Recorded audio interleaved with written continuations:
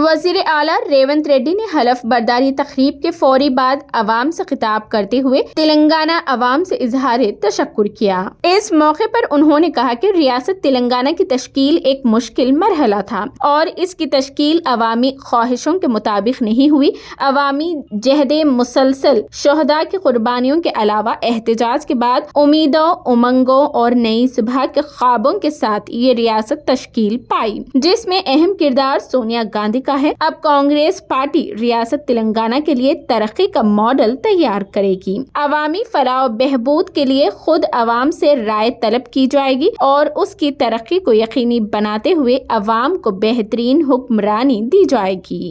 మీకందరికి మాట ఇస్తున్న మిత్రులారా, ఈనాడు ప్రగతి భవన్ చుట్టూతో ఉన్న ఇనుప కంచెల్ని బద్దలు కొట్టినాం. రేపు ఉదయం 10 గంటలకు అక్కడ జ్యోతిరావు పూలే ప్రజా భవన్ లో ప్రజా దర్బారు నిర్వహిస్తాం.